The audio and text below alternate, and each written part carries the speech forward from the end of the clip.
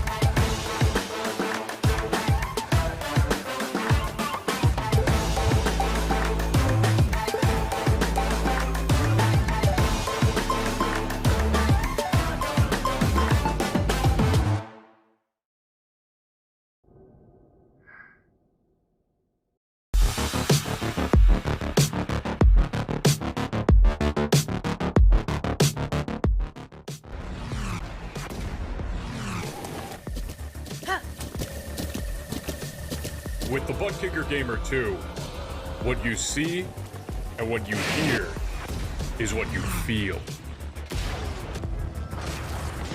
ButtKicker, the future is feeling.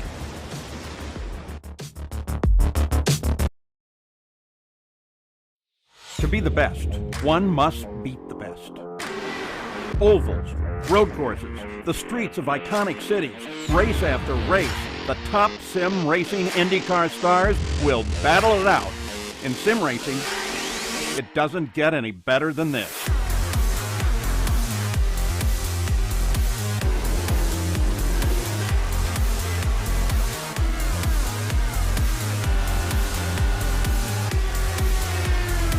This is their battleground, for the checkered flag, for the glory, for the right to say they are the best.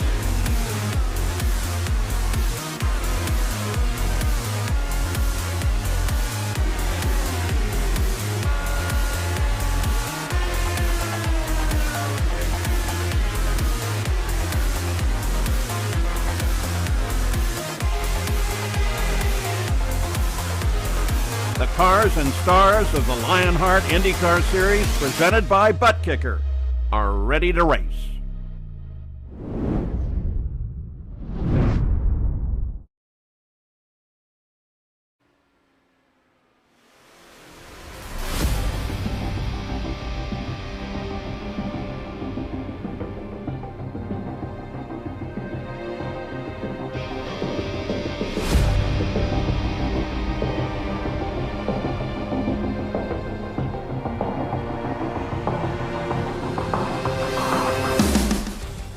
It's been a few days since drivers revved their engines for the month of June at Indianapolis Motor Speedway.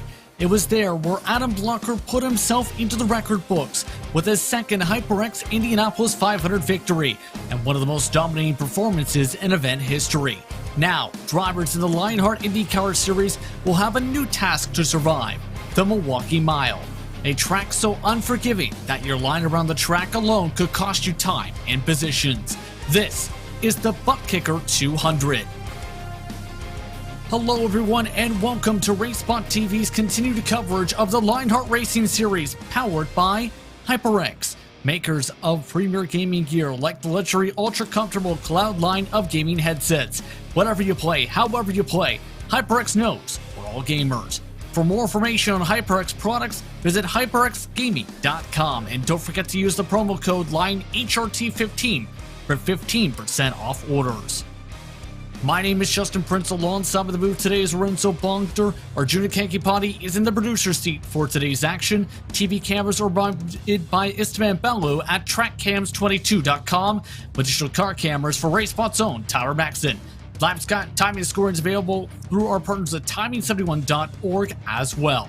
But let's dive straight into our ButtKicker pre-race show as we get ready to go racing at a very historic track, Lorenzo. This track with a long history in motorsports, and today it plays host to IndyCar action.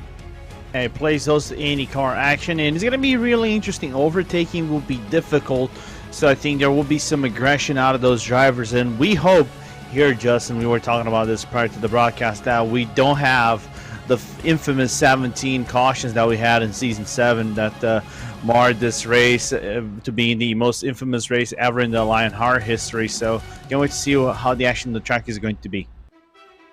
Check that on Season 6 for that regard, but we'll talk a bit about more of that later on, because what we want to focus on is the championship battle. The driver standings presented by ButtKicker. See Adam Blocker at the top of the standings, 581 points, where Connor Harrington, Henry Bennett, Ryan Otis, and Joshua Chin the top 5. And right now, Blocker, he had a great month of June, to say the very least, Lorenzo, to be able to build up this buffer. Can he keep it going is the big question, more than a 100-point gap. I think the biggest question for Adam Blocker, not only I think having the perfect June season in Lionheart series, is can he go 4-peat, because he's the only three-peat in the Lionheart series. I think we haven't had a 4-peat so far ever in Lionheart history, so he could be the first to break that wall, get in there. But Milwaukee is one of those tracks that he can perform well. He did really good a few seasons ago. He was the pole sitter last season, and he was a runner-up but didn't win it, so he has a good shot here. And keep in mind that the mark you mentioned there only has been done twice, both by Blocker in series history. Never in this series has there been 4 consecutive victories. The team standings, meanwhile, are interesting because private label Team Hype, they also had a very solid month of June, even with some of the attrition levels coming into play. Drone Motorsports, Red, Graphics LPM, Alcantech Simulations, NHR Esports, Synergy Motorsports, Black round out the top 5. Your thoughts on how things have shaped up for the various teams, especially those top 2, with how close they've gotten? Yeah, it got really close. I think Adrenaline Red had a really good 500 to summarize at the least, right? Whereas we had some fumbles in the 500 for the private label Team Hype. That's why the gap got a little bit closer to one another. And also there was a few movers like Graphics LPM retook their third spot in the team's championship with a really good running from Tyler Graff in the 500, and he actually climbed up a few spots in the semi. So the scramble right now to the second Triple Crown event is going to be very huge, and I can't wait to see what they will do it. Can't wait to see how these drivers fare too, as we take a look at your rookie standings presented by ButtKicker. Henry Bennett has been the top rookie so far with 432 points, with Jason Brophy, Matt Taylor, Lyle Calisto, Mike Rasmus rounding out the top 5 entering today. And keep in mind, Bennett, Brophy, and Taylor have all shown great speed, Lorenzo, this campaign. All those competitors are potential favorites for tonight. All the potential favorites, and what a drive Henry Bennett had in the 500 last time by. Even though he was 7 seconds away from Adam Blocker, he still had a really good performance, and basically was one of the guys that sealed the deal for the Adrenaline Motorsports Red to get closer on the team standings. Andrew Kinsella had a really good job as well, but this is one of the tracks that Bennett kind of does well. He's not the biggest specialist in short ovals, but I think he can actually ace the one off if he actually gets a really good run out of qualifying. That's going to be very important track position tonight. We'll get to that in a little bit as these competitors make their way around the racetrack. Now let's take a look at our series details presented by Minus 273, the premier name in karting gloves. Their industry-leading gloves are super lightweight and durable, made of breathable poly spandex. Whether you're a kart or sim racer, Minus 273 gives you the control to reach victory lane. For more information on Minus 273's full line of gloves and apparel, visit minus273.biz, and don't forget to use the promo code minus273LHRS15 for 15% off orders. And one thing to emphasize for tonight, it was talked about by drivers all throughout the day today. The custom fix setup with its in-car tools is going to be vital today. This is a track that chews up tires, Lorenzo, and that means the tools are going to be busy as the cars get looser and looser. Yeah, especially with the one groove part of the track. Basically, all drivers will actually dive down into the inside. Staying on the outside lane usually doesn't fare well for your car. You can save some tires right there, but it's not the line you really want to take for overtaking and really having really good runs. You kind of compromise your pace a little bit. But again, those in-car tools will be working around the clock on a daily because it will be very critical to get those laps right. Now, you talked about it a little bit, Lorenzo, and we're going to mention here once more. This is home on an unfortunate record, the most cautions across any Lionheart Series race.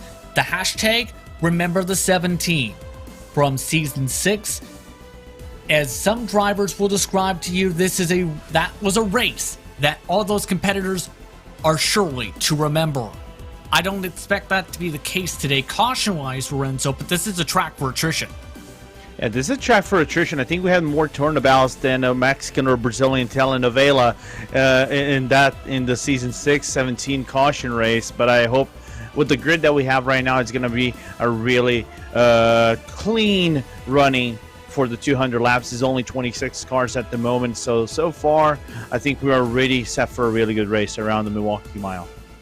Speaking of which, let's talk about the Milwaukee Mile. This is a 1-mile facility located at Wisconsin State Fair Park, with grandstands featuring seating for approximately 35,000 fans, the oldest operating motor speedway in the world, hosting at least one auto race every year since 1903.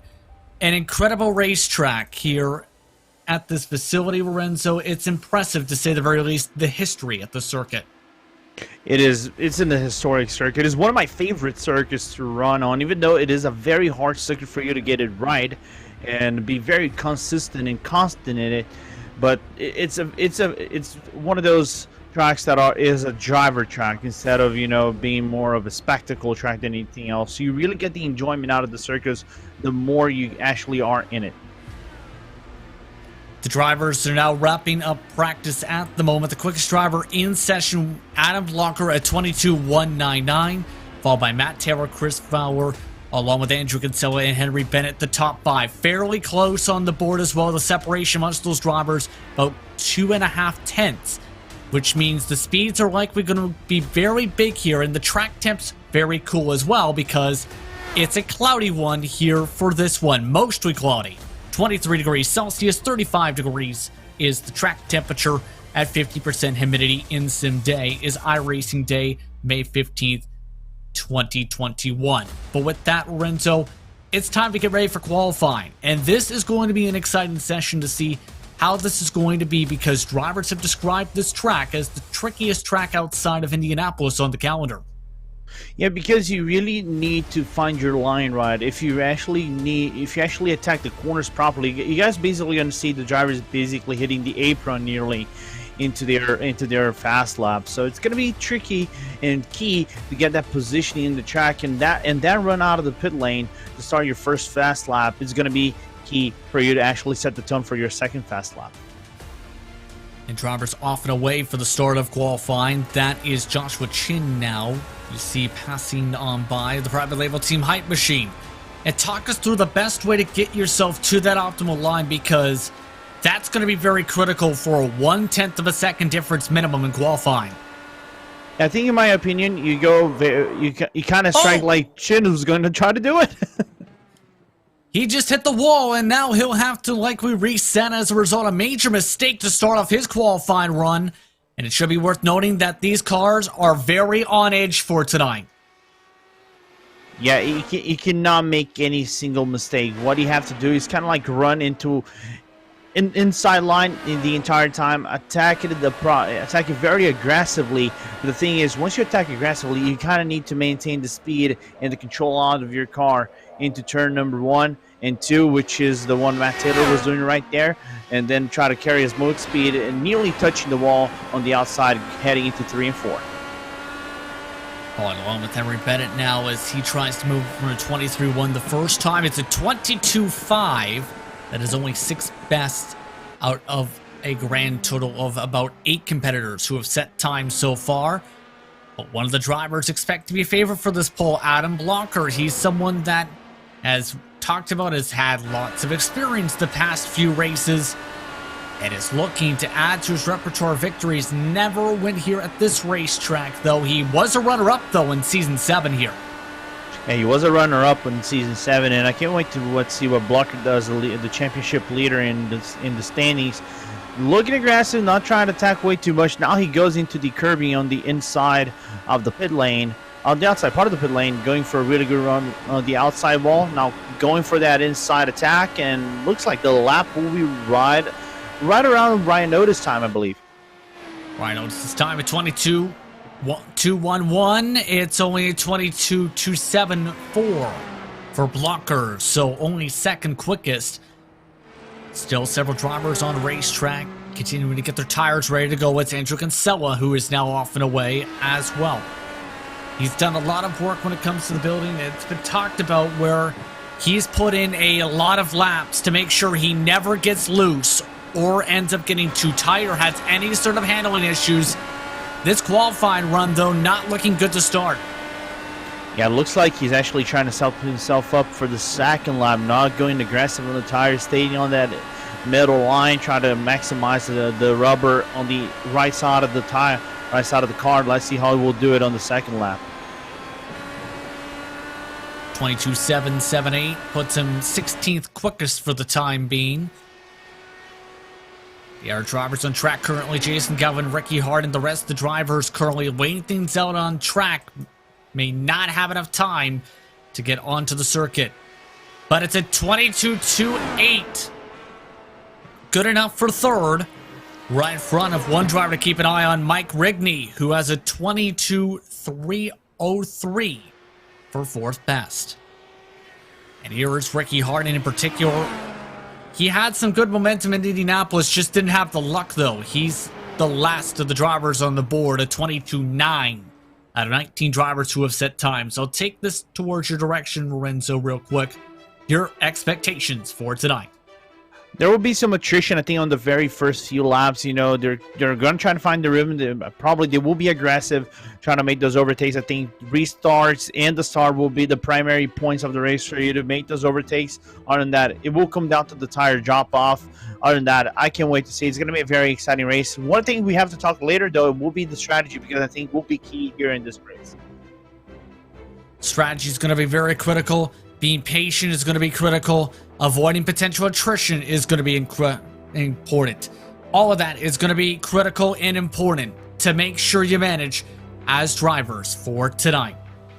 But speaking of those drivers, they have now wrapped up their qualifying session as we get ready to take a look at how they'll start tonight.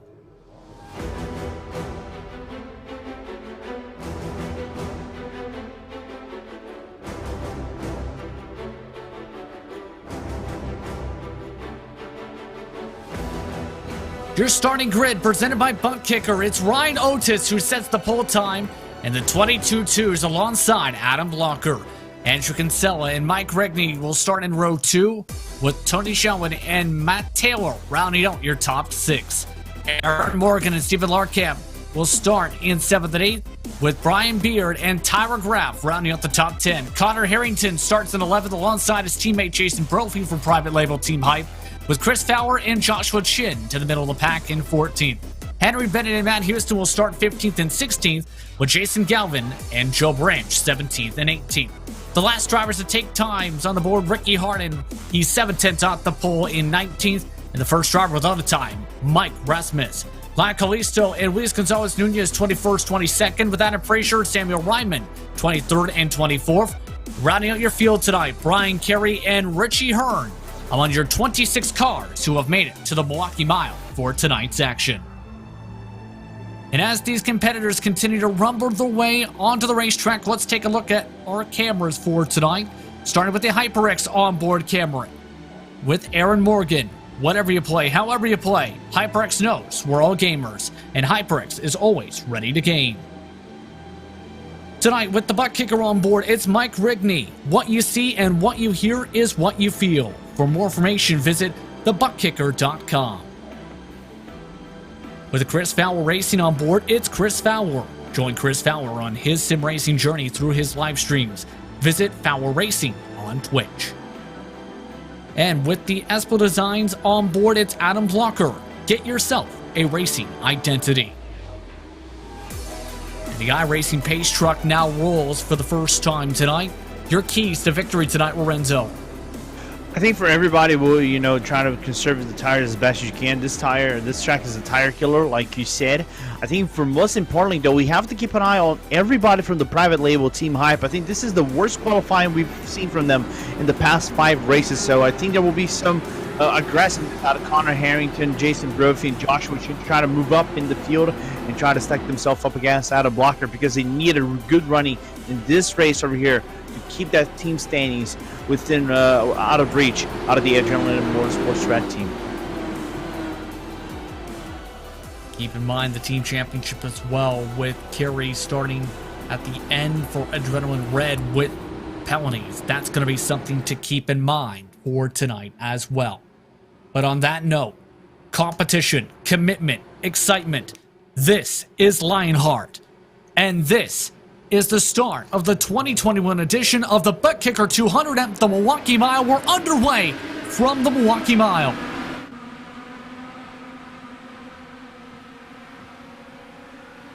And a great start for Ryan Otis, already cleared by a few car lengths. Adam Blocker running away with the pack with him by more than 5 car lengths to jump the rest of the pack, trying to dive their way to the bottom.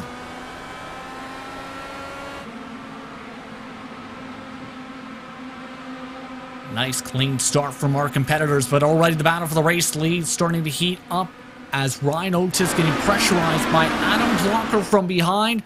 Blocker trying to keep wheel to wheel. See what he does as he goes a little bit deeper, forcing Otis up an extra groove. Nice one from Blocker. Side by side for the race lead at the stripe. That time by, it was Otis with the credit for the lead lap by no tenths of a second. Blocker, though, gets clear, and Blocker to the race lead.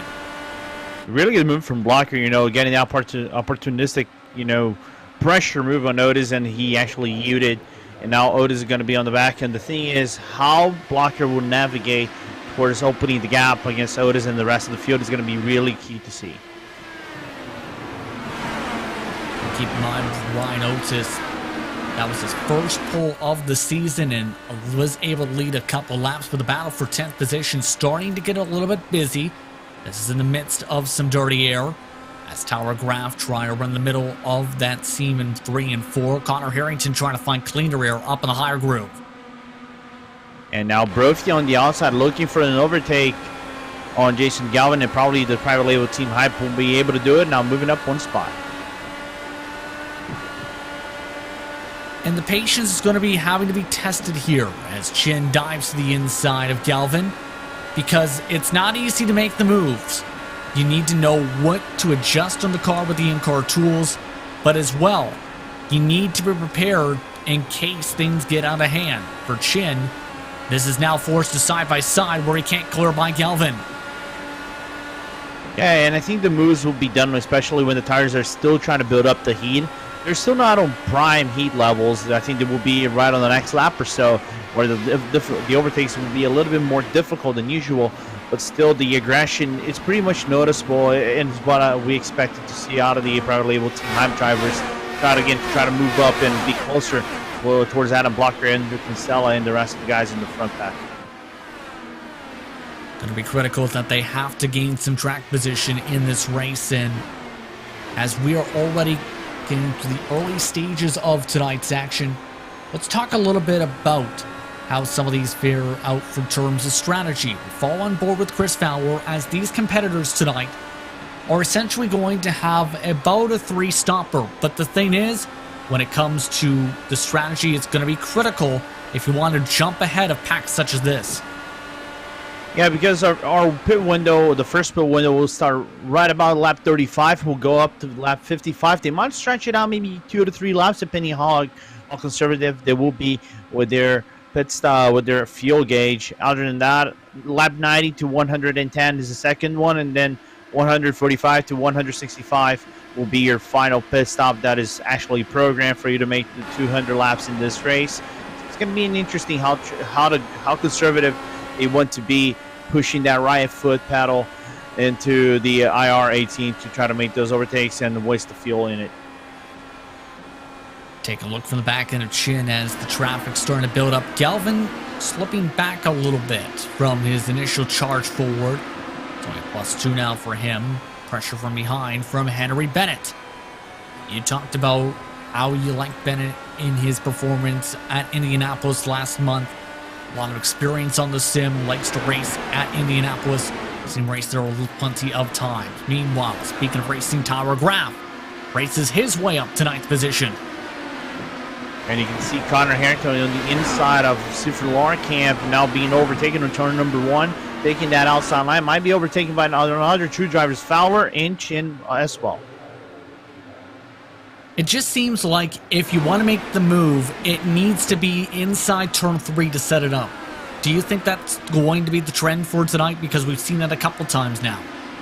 I think it will. You apply the pressure into turn number 3. The car in front might yield, especially with the aero wash effect you're gonna get into the exit of turn number 3 and 4, and then into 1. It's an interesting one for me because you have basically 2 lines. The normal line would be basically trying to hit the curbing on the pit lane, on the exit of the pit lane, for you to actually maximize the speed. But you can actually run on the outside a little bit above that, but still within the first line for you to actually get a good running in it. Near close contact as Lorkamp scrapes the wall. Bit dangerous there as Brophy now makes it side by side. Henry Bennett also side by side with Galvin for position. 2x2 goes back to 1x1 by 2. Lorkamp dropping like a rock on the standings. Near contact now between him and Galvin. Very dicey down the back straightaway as now Lorkamp has already lost himself with this move coming from Bennett. 8 positions. And what's going through your mind as a driver if you're going backwards this quickly? Unless you have a mindset of trying to conserve fuel and tires, you really don't want to run aggressively in the start of your stint. I think you should be slightly concerned, but then again, we're not driving, we're actually commentating, so we cannot pick their brains. I'm trying to do my best to pick their brains this early on in the race, as we're seeing now Matt Houston trying to go for a move on the outside of, I think that was Lionel Calisto on the inside.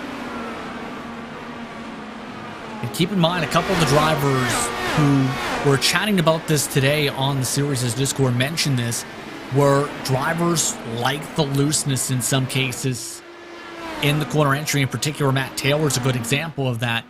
To be able to run away and be able to have grip, sometimes that's where the handling comes into play. One driver seems to be really handling the clean air the most, meanwhile, in the track itself in the set seems to be Blocker. He's nearly pulled away by almost 2 seconds. Yeah, his consistency around the track is just something really scary. I think he hasn't dropped a beat from the 23 lows, whereas Oda has been on the 23 mids to 23 lows, not putting anywhere the rhythm as Blocker is actually putting, even though they are his own clean air as well. But Otis doing really well so far. I think this is the best start of the season, as you were saying, first pole in the season, and so far first time in the top 3 in the season as well. Of course, Lionheart Retro Series champion Ryan Otis. As we look back at the gaggle, that continues to be where the private label team hype machines are fighting. This involves Harrington and Chin trying to charge together and work together and bring Brophy with them. And this teamwork seems to be playing well for them so far. But one driver opens up the door, the next one follows on through, then the next one follows on through after that if they can. It looks like a domino effect of sorts, ain't it? Just about. It's interesting, but then again, they need a track position because Kinsella is right in front. Even though Bennett is in P15 so far, The big breaker is Kinsella is in P4, so having Kinsella up in the top 5 and looking at the team standings for now and where Adrenaline Motorsports Rad is gunning for the end of the season, I think they need to be more aggressive and try to make up those spots on the field.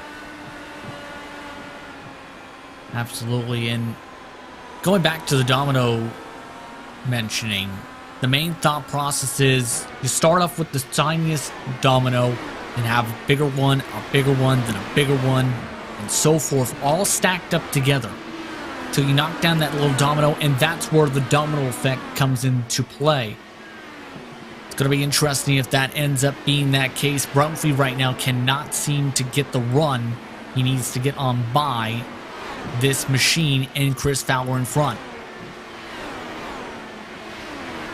And another team that actually needs good positioning here, if we're to talk about team standing as well, is All Kentucky HR Esports, because they didn't have a very promising 500. I think Tyler Graff basically carried the graphics LPM team into the top 3 of the team standings with his 5th place in the 500. So I think Fowler, Laura Camp, and everybody else in the team, I think they need to pick up the pace a little bit. Even though they might be saving some fuel and tires at this first portion of the race, I think there has to be a yellow light in the teams, like in terms of team standings, if we are to compare against the graphics LPM drivers.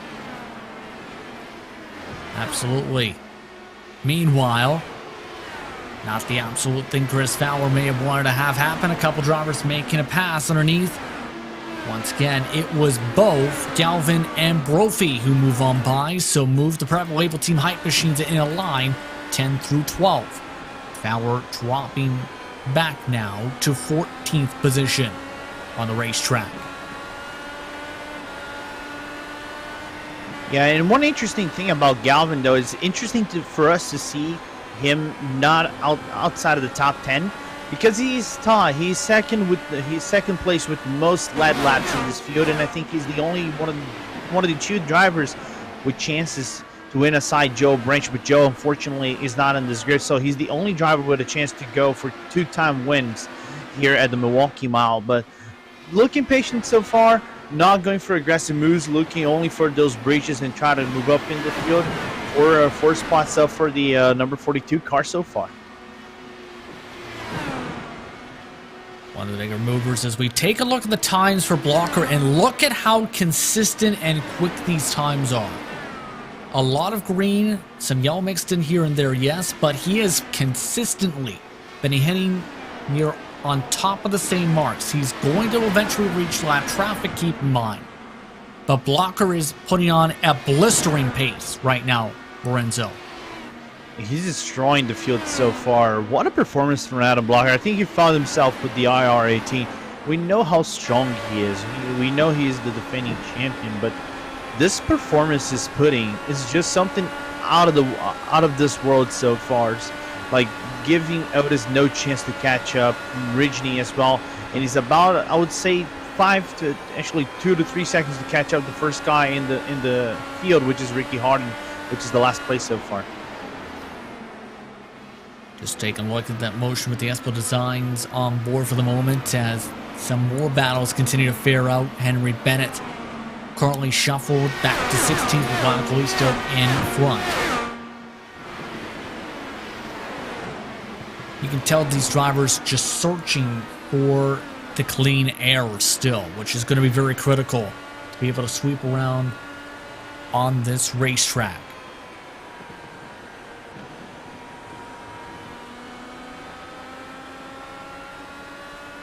See from the onboard just how difficult the aero wash can be, and keep in mind it's a major factor here in the short tracks especially. Yeah, because you can get so much understeer, especially with this shallow bankings that we have the Milwaukee Mile. We barely have like 2-3 degrees, and they actually are, improving as you go into the higher part of the bank. I think you go up to 5 degrees in the banking. Those shallow bankings help nothing whatsoever for you to actually get some good runs. So it's a tricky thing for you to get the car right and the positioning right of the car for you to get those good runs out on the inside line or the outside line on the Milwaukee Mile. So positioning yourself in the turn, especially a turn in, is essential for you to get a good run. Taking a look now at the battle going on for second position, and Mike Rigney is closing in on Ryan Otis. Tyler Graff had mentioned on social media before tonight's race that Rigney has been fast all week. To look out for him tonight, we're seeing why. He was the quickest in one of the final practice sessions of the evening, on par with Blocker in terms of hot lap pace.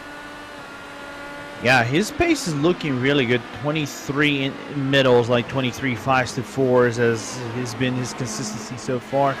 But being marginally better than what Brian Otis is doing. So Rigney actually has a really good shot of catching Otis, I think in about maybe 5 laps or so, and then 10 for that P2 spot out of the number 95 car. Take a look at our driver who's had some great speed as well. Matt Taylor has been very impressive. He's right now in the battle for 4th position. Onto the rumble strips that time, nearly snapped around, but Taylor's been somebody who has impressed in every type of car. He's competed in Lionheart competition this season as well. Very consistent, and somebody that is still looking for victory in this series. Still looking for a victory. Failed short of getting that top 5 because Tyler Graff actually had the better tires in the Indy 500. But what a season Taylor's been doing so far. The Alcantech, he's the primary Alcantech simulations and NHR esports driver in the standings. He stands P8 so far. So what a season that Matt Taylor is having so far. Keep in mind, in the Lionheart Retro Series was second at Sonoma just last week. So somebody that's good on the ovals and the road courses, which is a very tough combination to be able to master both. Meanwhile, it should be worth noting that the race leader has reached traffic. Adam Blocker has now gone into the back end of the train, and it's going to start getting very thick. Speaking of drivers getting thick and heavy, the battle for second, thick and heavy. Mike Rigney clear, as now he is going to have to try and pull away with lap traffic ahead. Yeah, that's Richie Hearn right in front of him. So even though they are catching a real-life driver in Richie Hearn, and unfortunately, this is one of the interesting facts. Richie never, I was looking over here, Richie never ran in Milwaukee, but you can see taking the outside line, giving room for both Otis and Rigney to go by. But I think Otis got a little bit blocked off with the outside line going out of turn number 2 and lost a bit of time to Rigney. Yeah, that hurt him at that time. As now, this is where it's going to get intriguing, is how the fast traffic handles the lap cars. Some of them are going to want to fight tooth and nail to try and stay on the lead lap. As we follow on with Adam Blocker, the Espo Designs onboard camera, you can see how busy it's starting to get just in front of him a couple rows. And car gets a little bit wobbly out of the exit of turn number 4. The first car in front of him is Ricky Harden. He has a 3-car battle in front of him, which is Ricky Harden, Samuel Ryman, and Joe Branch. Actually, Joe's not having the best run so far, but he can get back there with strategy alone. Here's the true test too. Can Blocker gain himself time despite the traffic? He's already lost himself about a second and a half, just about trying to pass by the 1 car. It's tricky. It depends on positioning, in my opinion, you know, especially at these short tracks, because you need to avoid the aero wash as best as you can. As I think we're having Joshua Chin managing to move up 1 spot on Tyler Graff, but he's trying to fight back on the inside of turn number 3. And here's the gamble too. We're approaching that first pit window. You lose a lap and a half, Lorenzo, if you duck down. Do you risk pitting under green is going to be the big question here. There's a strong undercut, yes, but you risk losing a lot of time if a caution comes out. And look it's tricky, you know, and I know the undercut is really good, but I think if you really want to go for the undercut, I think you might have to pit around lap 50 or something like that. But you risk having 5 laps more with worn out tires than everybody else in the grading if they go for those ladder pits. But so far we haven't had a single yellow flag, even though the attrition in the track has been quite high. But Graff right now dropping like a rock as well. Have to wonder if those tires might be starting to go off. Drivers are reaching the very limits of the numbers available and getting your puncture range in testing for this week. And you don't want to blow a tire in these types of cars, let's put it that way. It's also was talked about where if you turn too much of the wheel to, you can actually burn up the right front rear end and make it very tight for you. And it looks like Graf is starting to get very tight off these corners. He's now indicating he wants to pit. Yeah, he needs to pit. The car is really underperforming so far. I think you stay under the draft so long in this race, and you try to be aggressive and try to make up the grounds every single lap. And one thing about this track, though, is that the pit entry is one of the most tricky pit entries for you to make because it is on the inside line on the front straight. It is a very, very slow pit entry. You kind of have to commit on the inside line of turn number 4 and stay on the inside line and then brake immediately so you can make the very slow speed pit entry in the Milwaukee mile. He ended up staying out a couple more times now as we take a look at the battle going on. Second on back, Ricky Taylor, Otis, and Kinsella now amongst this grouping. Drivers keeping line astern. Keep in mind Otis trying to hold on to positions. Bobbles that time off the corner.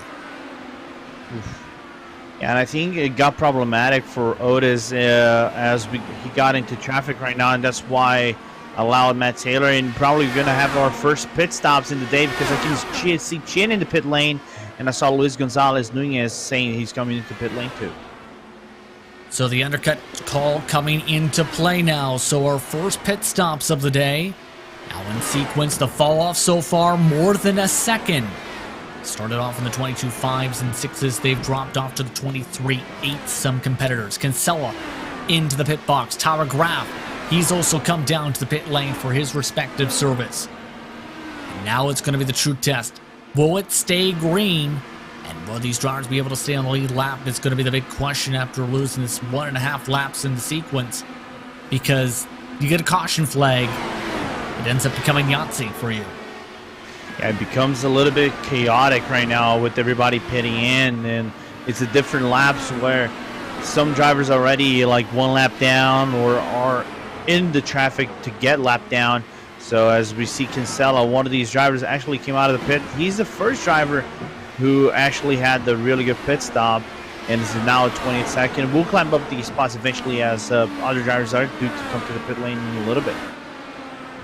Morgan and Fowler came into the pit lane this time by for their respective service. What a season it's been for Aaron Morgan as well. Fairly impressive in terms of his speed and numbers. He's also watching this along with Chris Fowler. Off and away, 8.6 for Morgan. He's off in onto the access road. And drivers need to be careful this access road with how close it is to the racing line itself here. You make one slip up, you not only risk a blue cone penalty, but you risk potential contact on that pit exit. Yeah, you risk a whole lot of contact in the pit exit, and he nearly got close right now. I think that is Jason Brophy that he nearly got close with it. But now, right behind him, you can see Joshua Chin, which are already pitted, going on the hunt of Aaron Morgan. A driver that we just talked about, really impressive pace on the road. Turn 2, Chris Fowler into the outside wall. Caution is out. And that changes the strategy. And another car around on the front stretch, too. Oh, Lord. Matt Taylor was the car on the front stretch who also had an incident as he tried to, I believe, try and make sure he can come back onto the racetrack without pitting. All while one more driver snapped around in the middle of 1 and 2. Yeah, that's unfortunate. You're going to see him basically changing the lane at the last second and actually hit those barrier protections, those water barrier protections, and basically blew the tire, the left front out, suspension damage, and wing is broken as well for the Kentucky HR driver. Unfortunate. And keep in mind, the reason for the caution, I believe, was Chris Fowler. You see right here, realizes that they might be getting a pit road closed warning, crashes into the barrels. Chris Fowler and Matt Taylor both are now off the racetrack. Let's see, this is what happened with Fowler, keep in mind. You see that bobble with the rumble strip? Sideways, right up to the outside wall, broke his suspension. Right in front of Graf, looks like it.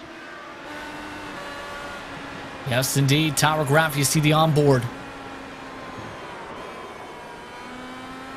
That's a close call. The close call is an understatement right here.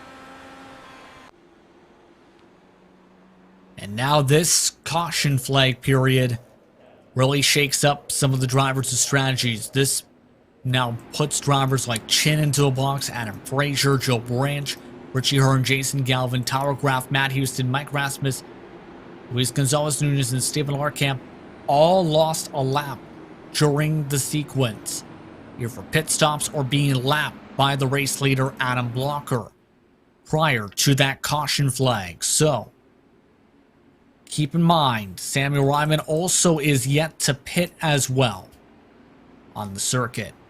He and Joe Branch have to come down for service, potentially still. But it's currently Blocker who is scored up at the very front of the field. Yeah, he came in just as the yellow flag came out, so he got lucky right there. The number one driver, I think him, Rigney, Otis, I think got lucky as well. As soon as the yellow flag came out, they're already into the pit lane, so I think no penalties will be issued for them. But Ryman, what a charge so far. You know, saving fuel, I know he has to come down to the pit lane, but coming from all the way back third to last, and so far P3 in this outing. And an intriguing night so far, indeed. As we roll underneath the right behind, I should say, the iRacing pace truck. Worth noting as well that Ricky Harden, Andrew Kinsella, Aaron Morgan, Adam Frazier, Joshua Chin, Joe Branch, Jason Galvin are all lined up in front of Blocker. They'll be able to be scored on the lead lap once we get back racing here. Everyone behind Blocker, which includes drivers like Graf, Houston, Mike Rasmus, Luis Gonzalez Nunez, they'll be potentially used as picks here for this upcoming restart. And it will be a cluster start to say the least, right? And we were talking restarts here because the tire is still cold. You're trying to build up that heat. Will be really good. You can attack for about 6-7 laps. Of course, you're going to be brushing off the tires. Will be wasted. So it's going to be really interesting this first restart out of the race. Samuel Ryman has come down for his service this time with the lights now out on top of the iRacing pace truck. To reset your field, it's Blocker, Rigney, Otis, Schoen, Harrington, Beard, Brophy, Callisto, Bennett, Carey, your top 10. Brian Carey, up 15 positions. iRacing pace truck is off. Green flag is up. We're back underway from the Milwaukee Mile. And a nice clean launch again from Blocker, already pulling away by 3-4 car lengths. Well, Tyler Graf changes up his line under attack for the ButtKicker on board, Mike Rigney.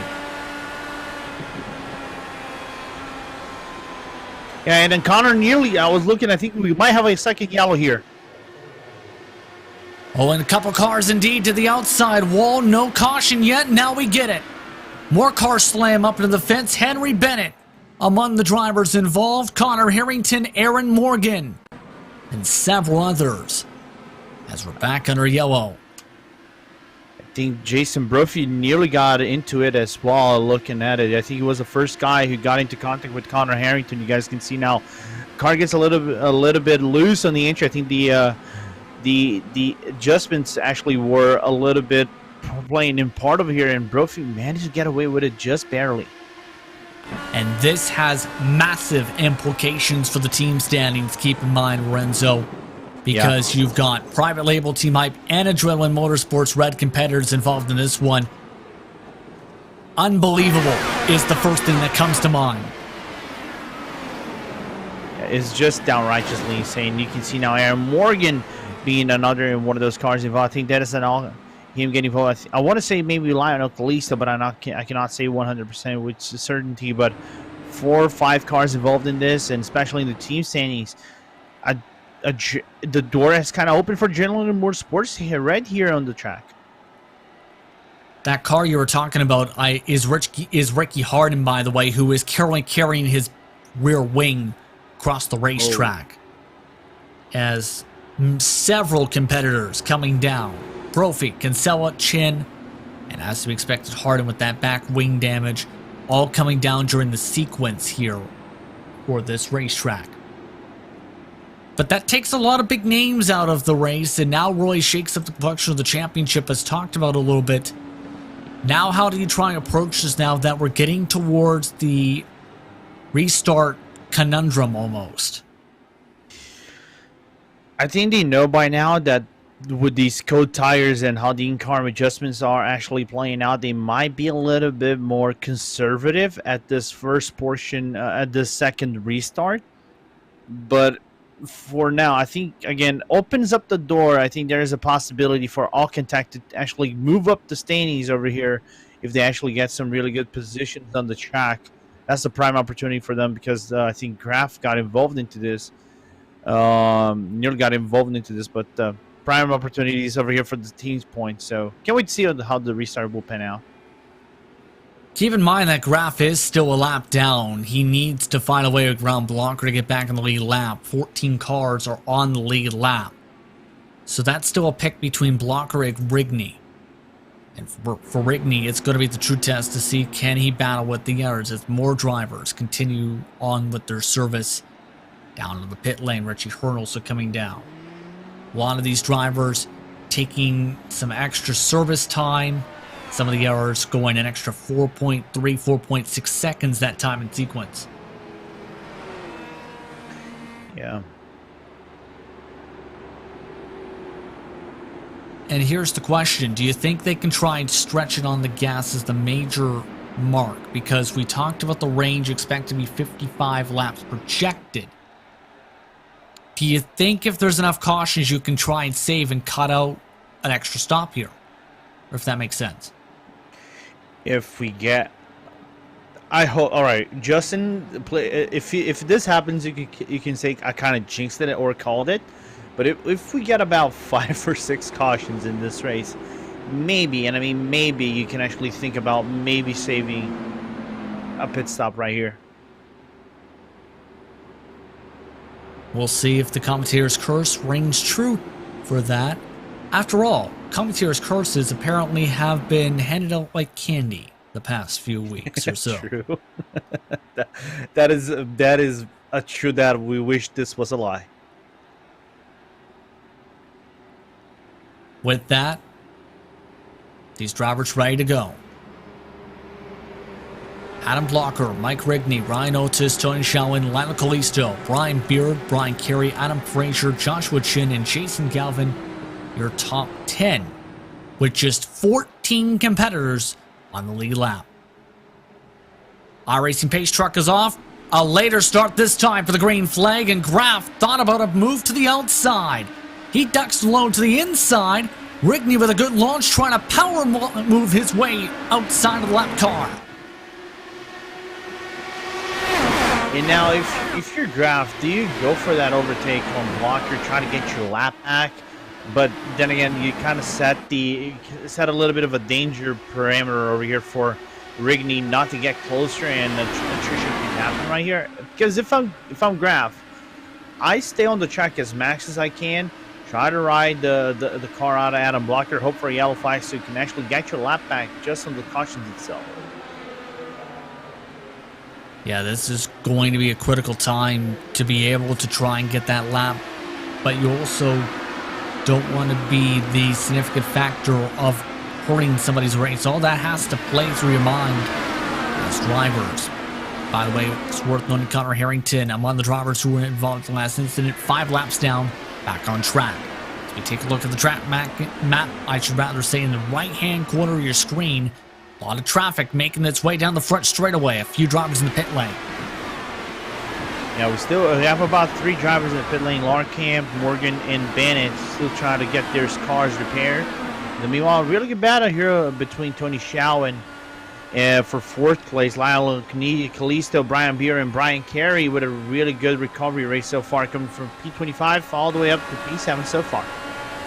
Don't forget, there's a lot of traffic that is mixed in with all these lead lap cars here, so that's going to be a potential factor. Brian Beard, meanwhile, trying to battle for a top 5 position.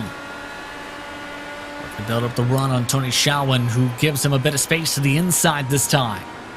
Not enough, though, to be able to make the dive. And navigate with this traffic itself is so complicated because you want to find the right line, and the other driver actually is giving you a little bit of a draft on the front straight, on the back straight, which gains you those marginal advantages. So we can actually see some, and one of the things we saw over here, big movers in the pit stop as Chin moved up one spot and managed to overtake Brian Carey. I think that's Adam Frazier applying the pressure on turn number 1. Good recovery for Chin after losing all the track position he had picked up previously for pitting under green. Originally before the first caution flag of the day. Biggest mover overall currently is Brian Carey, plus 17, who started at the very back of the field. Still, though, some of the battles still shaping up with Chin continuing his charge through the pack. He makes the move to the inside, move Chin to 6th. Well, he has better tires than everybody. 6th lap in terms of tires, better than everybody else. I think he came with Jason Brophy in the pit lane for possible fuel window strategy. So interesting to see the King of Chins move up in the field and regaining 7 spots, 8 spots so far in this gridding. Looking nice and smooth on that. Lionel Kalisto continuing his charge on forward. Impressive race from Kalisto, who does not have a top 5 this season. Lionel just not giving up easily, though, on this position. And Schowen was slowly lurking right behind Kalisto. He added the better lap out of the 3 cars. So we can actually see a 3-car battle in this one if Tony Schowen really wanted to push that car out of the number 31 in P5. Meanwhile, up at the front, Adam Blocker is gone. And the gap is even bigger than it was before. By more than 2.5 seconds at this point of the run. Rigney having all the dirty air fed his direction is the downside of running behind Tower Graf right now, but there's not much else he can do with the clean air. Seeing Blocker continue to pull off and away on this track. He can make it work in dirty air, though. Yeah. Chin is a good example of that. And Chin is working that tire out to the very brim of it. You know, he has better tires than everybody. Went for that pit stop. 6 laps it doesn't look like a huge difference on paper because it's 6 laps. But trust me, in this track, 6 laps is an abysmal difference in terms of grip. So you can actually maximize the running out of the tires. And Chin being consistently fast in it. He's basically doing 23 lows, like 1.2, 1.2. And he's the only driver who kind of puts Adam Blocker in a very honest position in terms of pacer over here. Looking back once more at the battle for 8th position on screen, and absolutely agree with you in that regard. While the pressure when it comes to drivers so very vital to be able to help with the self-improvement, so we'll have a goal to chase after. Yeah, and I think kind of falls down into Chin to, represent the private label team hype, machine and applying the pressure as best as you can to try to steal as most points you can get out of Adam Blocker. But then again, it's a complicated job, with seeing how Blocker has been really good this season so far.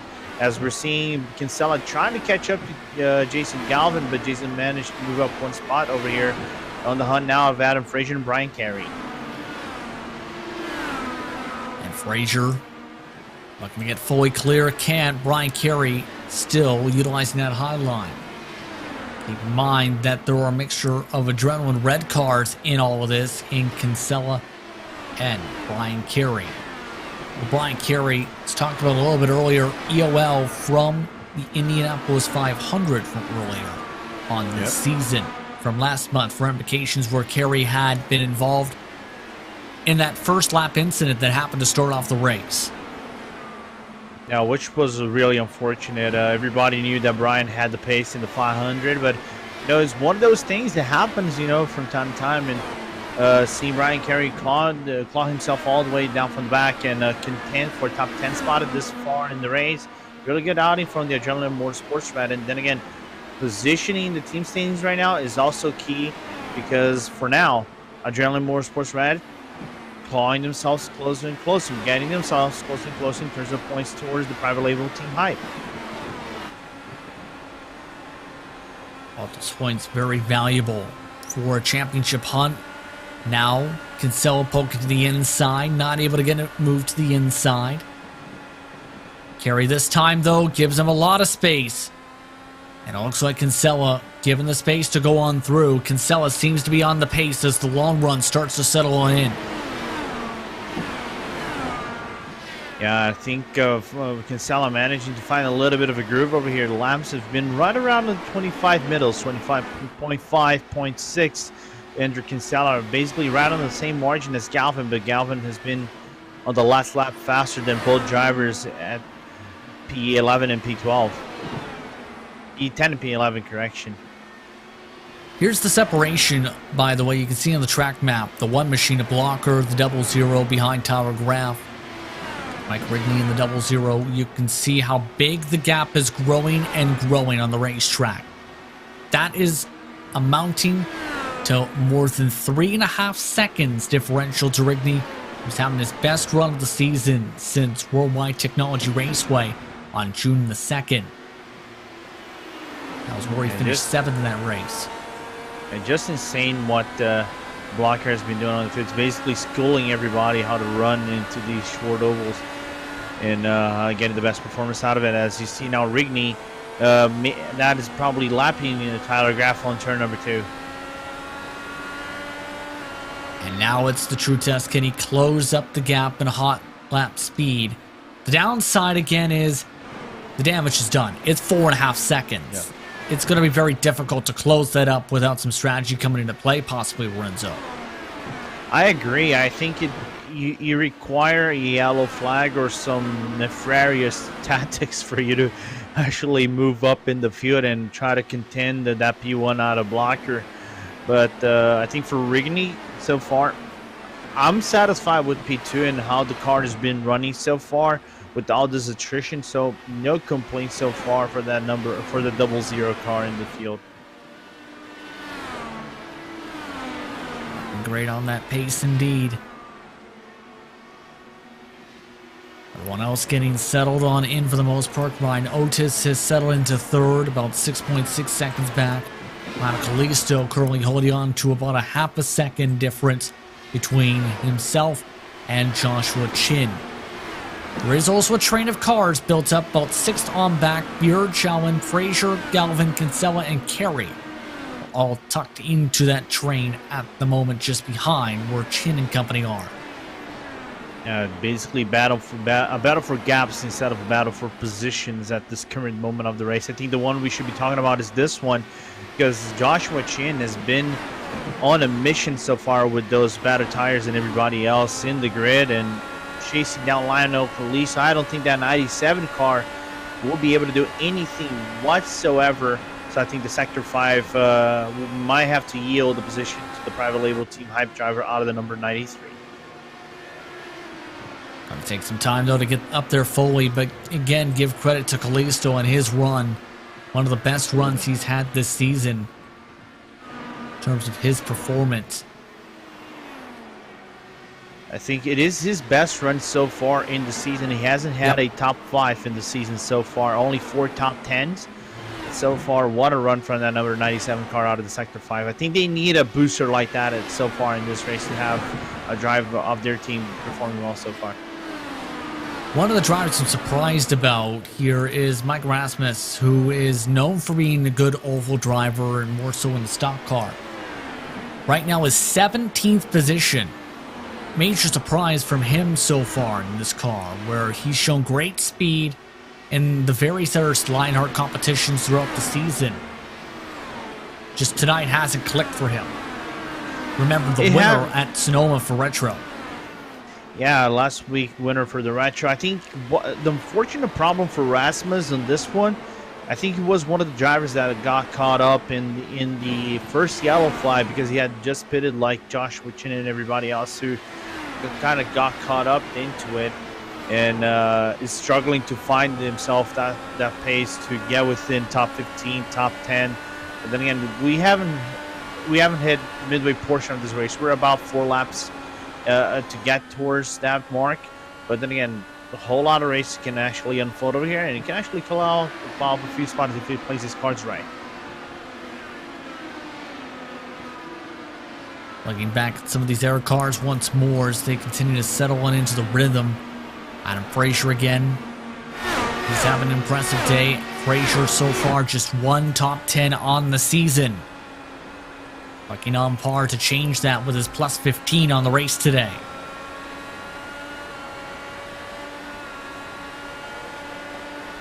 Just currently struggling to close up the gap right now with a draft lock to Tony Schowen. The separation amongst them about 5 car lengths. And so far, the best lap out of the 3 drivers was actually, I was gonna say it was his, but Schowen did a 440, whereas Fraser did a 458. So he's doing his job, but he's struggling a little bit. It's gonna be a struggle with the aero club. Coming up to halfway, this time by for these drivers as well on the racetrack. The separation between them and Blocker, 12, 13 seconds. These drivers are running 2/10 slower than your race leader at the moment, with how things have stretched out here at the Milwaukee Mile. There is a big cluster of cars starting to build up at one end of the speedway, you can see, and it's going to get very busy for Blocker pretty soon. With 4 cars stringed out in front of him, he's on pace to potentially reach the next group too. Yeah, first driver right in front of him is Joe Branch, so he's right about, I would say, 2 seconds away from Joe Branch. He will be able to catch him up because Branch has been doing 23.8, so I think the next lap or so is going to be catching up to Joe Branch in P19. And then after that is going to be working himself up in the field. And one of the things is it kind of plateaued a little bit, the pace out of the drivers. Everybody doing 23 mids. I haven't seen anybody doing low 23 so far. So we've reached a plateau over here where the gaps only come out of the errors or how the worn out of the car is. Keep in mind that Blocker has the incredible feat of not finishing outside the top 5 since last September. As in, he's raced and competed in and finished inside the top 5 positions each and every week for almost a full year. That is not easy to do as a competitor, to say the very least, even especially in this series. Yeah, I think that's an understatement. What Adam Blocker has been doing is inhuman, in my honest opinion. You know, because you cannot have really good runs. You can have really good runs consistently, but for nearly a whole year, it demands something extra. You know, dedication, speed, skills as well, a little bit of luck. You are required to do that, but what Adam Blocker is doing is just phenomenal, really phenomenal. Keep in mind, he does real-world work with doing his real-world commitments with IndyCar action. Will be someone that will be busy with trackside stuff as well when it comes to the real world pretty soon. So likely we'll have the situation where he may miss a couple races as well. Keep in mind, Lorenzo, so that might be a factor. And keep in mind, his championship gap will expand likely tonight unless attrition comes into play. Harrington 21st on the racetrack. That is huge. That is really big for Harrington. That is really unfortunate because I think what also might play in this championship a little bit, I just want to give it a proper check, is that it would if Harry Bennett was actually caught up in this incident, it would have opened the door for Bennett to actually take the spot away out of Connor Harrington, but he was involved in the crash. So what that actually opens up in reality is Ryan Otis getting within the position where he might contend for that top 2 spot, the P2 and P3 spot out of Bennett and Harrington. Because right now he's in P3, and for Otis, I think you are within the dreamland so far. He's come a long way learning this car, to say the very least, over the season. As talked about earlier on in the campaign, new to the Delara IR18, learned a lot as the season has progressed. Things getting a little bit spicy now in the battle going on for 7th. Fraser currently lockstep with Shawan, waiting for an opportunity to pounce with some cars. They're having a pass in front. Tyra Graff, Henry Bennett is the traffic in front of them. Yeah, and is that attrition, right in the middle of the pack out of what you try to do and what lines you pick up to be most effective? It is, you can see Bennett on the outside line, letting everybody go by, and Adam Fraser will be able to close up the gap to Tony Shawan, but it's not going to be enough for that number 17 car to make the overtake. Three-way again with the race traffic, able to cut on through, and we are approaching the pit window for our next stop. It is looking like it's a two-stopper to the end from this point forward, depending on the time of the caution flag here. So we'll have to see how things play out for how these drivers have to come in. It's going to be the nerve-wracking part. Is you don't want to end up in the same situation as last time, where you go into the pit lane and somebody snaps around. Yeah, you really don't, especially when they are about 5 or 6 laps, at least 5 laps in the stint to get in within pit lane. I think Joshua Chin has a little bit longer than that because he has better fuel than everybody else. But it's going to be key. You really don't want to make a fumble up your pit entry, as now Kinsella gets blocked out by Graff on the outside, and now we're seeing the first driver going to the pit lane will be Luis Gonzalez Nunez. Indication coming over the radio indeed from the 14 machine, as ducking down is Nunez, smoking up the tires that time to go into the pit lane. So our window is open and the floodgates expected to start to pop up. By the way, that is Connor Harrington, who is just now left by Mike Rigney, who is starting to close, with Blocker having traffic in front. He's closed the gap to under 2.5 seconds, so it is starting to chip away, with the battle for 12th on back in front of Blocker still. Yeah, the consistency out of Rigney on the last few laps was really good, especially lap 113, where Ashley did a 23.3 and Blocker did a 23.7. So those 0.4 of a second played huge on the 00 driver to get closer, and he's getting closer. The gap is under 2 seconds. So Rigney actually has a really good contender shot to get closer to Blocker, maybe before he comes into the pit lane, and then just put on the strategy into the pit lane and get even closer to that number 1 car. That strategy call could be vital, and absolutely. It's going to be the matter, though, of, well, where do the cars come out? 83 laps to go. The lead is now down to 1.6 seconds. You can see that clean track starting to help chip away the gap. He's gaining a 10th a corner right now, Rigney is, as Blocker's starting to make the charge on the lap traffic. You know what I'm thinking a little bit here? What Blocker probably has done. I know he's playing conservative, as I just heard Adam Fraser is about to go into the pit lane. As he's trying to save that gauge of fuel, trying to stretch himself up to the point that Rigney, he might come alongside Rigney and won't lose the lap in it. But now the problem is for Rigney, how Rigney is going to be aggressive with it. But I think Rigney just answered my question. He's into the pit lane. So Rigney is the one who blanks first with the undercut. That's going to be huge. The fall off this time has been a bit more steeper on the racetrack, an extra couple tenths per second. He's now reached his box. Blocker trying counter at the end of the lane. Yes, indeed, he is that blue car, top right, who's just locked up his brakes. Rigney off and away with a lone stop of 9 seconds. What would be cool to see is actually that undercut from Rigney actually is going to work out, because I think he realized that he probably would have lost time going against the drivers right ahead of him with traffic. So I can't wait to see as Blocker's not at the pit lane and Rigney's just out of turn 4. Off away is Blocker. Rigney still trying to pass the flag stand. And for Blocker, He'll actually come out ahead with a bit of an advantage. All the way into turn 3, he gained a lot of time that pit stop entry, I believe, to be able to pick up this amount of time on the track. You're just trying to look over here about Rigney. How bad was, I'm not going to say how bad was the pit stop.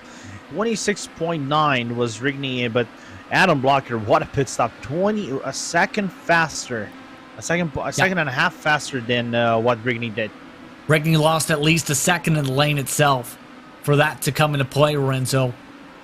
So now that definitely is going to hurt him in terms of stopwatch. The differential between them, almost 5 seconds on the racetrack. It's downrightly absurd. I think the one thing that might play out in his favor is that he got a lap traffic blocker. He might lose a little bit of time here, which might work in Rigney's favor. But then again, the damage has been done. What a pit stop from Adam Blocker again. Joshua Chin off and away. He's completed his service. He went long on his respective stint. So he took a bit of a shorter stop in the box. About 8.1 seconds.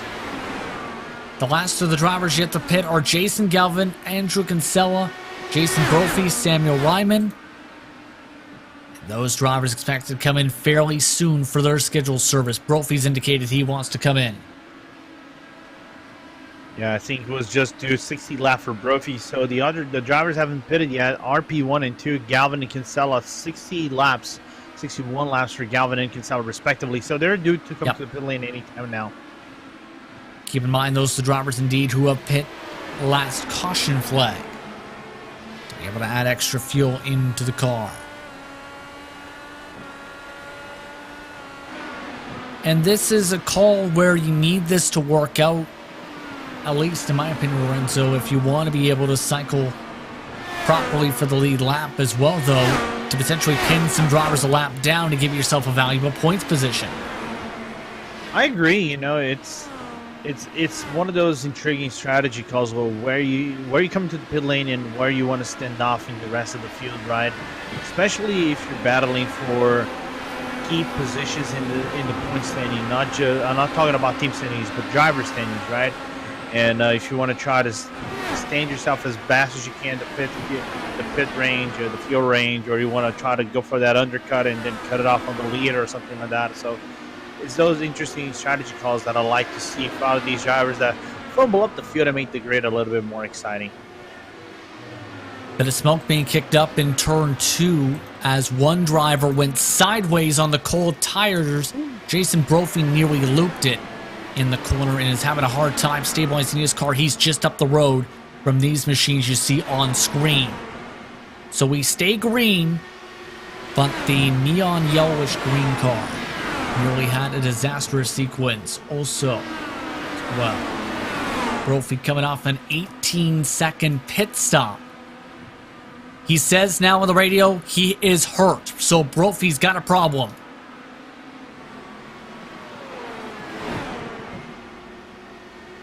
So Brophy not looking like he's handling well at all right now. I really want to say he might have some lingering issues from that Connor Harrington issue he had on the second yellow flag that hasn't fully repaired it, but it's unfortunate to see Brophy, you know, dropping back ever so slightly in this field with those issues. And again, that is only opening the door, like 2 doors to the Adrenaline Motorsports drive, because their drivers are up in the front and they will be cycled, even though they get cycled back a few spots back after the pit stops.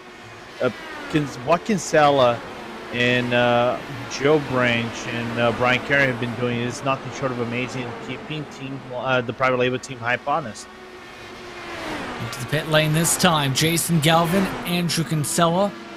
That will put a close to this chapter of that window. The interesting mark is it comes at 67 laps to go. Those drivers were able to stretch it 67, 68 laps, but it's Adam Blocker who is in the race lead here at the Milwaukee Mile.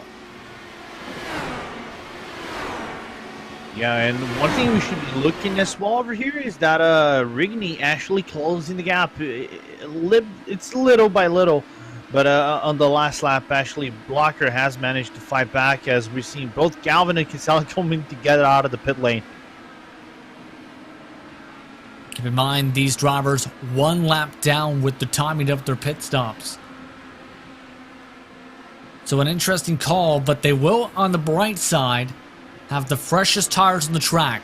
8 cars are now in the lead lap. It involves this battle as well. Kalisto and Chin side by side. Ricky Harding being dirtier in front. Chin trying to keep him up on the higher groove.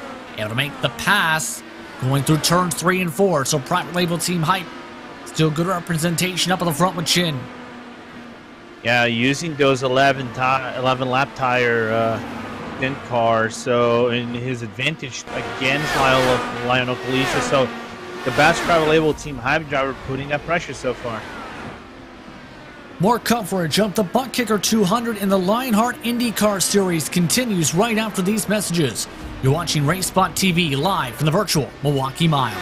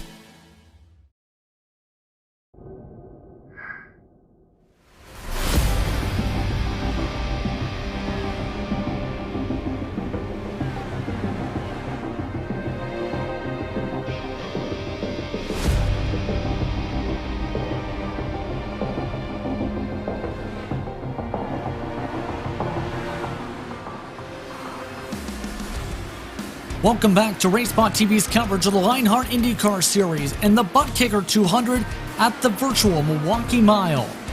I'm Justin Prince on 7 boots and I was Rincer Bonder with Arjuna Kankipati in the director's seat for this evening's action. For those just tuning in, Adam Blocker currently leads by 4 seconds after what's been a dominant performance by him. He's led a majority of the laps. He took the lead for the first time in lap 3. He's been able to run away since then. Mike Rickney, Ryan Otis currently amongst the cars, scrapping for second with Joshua Chin and Lionel Kalisto scrapping for 4th position as well on the track. Renzo, it's been an impressive race so far. For Adam Blocker, can he keep it up is the big question, especially with the pace he's been able to settle down in clean space. Yeah, his pace on clean air has been nothing short of outstanding so far. He dropped off a little bit with traffic and allowed Rigney to come closer and closer, up to nearly a second and a half out of the number 1 car. But what Blocker did in the pit lane is just phenomenal. You can see now Kinsella and Galvin taking their laps back out of Otis and Rigney. So the battle for P2 will be reignited shortly over here because Otis has been on a charge lately, as in the past 3 or 4 laps. So I want to see how Rigney is going to react to this so far. But so, in overall, really good race so far. The interesting thing again is Jason Galvin and Andrew Kinsella both made it to 67 laps to go. Our fuel window estimates were about 55. Do you think they can stretch it to get at least close to that mark and put themselves in a spot where if there was a late stage caution, they're in the driver's seat? It will take a little bit of dust, fairy dust, and luck to get within contendership positions. They can do it, but it will require a little bit of luck for them to get closer, because if we're under green all the way, they're going to be basically a lap back. Even though they might be able to get themselves back within lead lap, they're still going to be far behind in comparison to the top three. Those two actually squabbling a little bit for position as well, with Galvin on the inside, Kinsella on the outside, bending near contact as Kinsella goes up the track, and now Andrew Kinsella has some scrapes on his left front wing.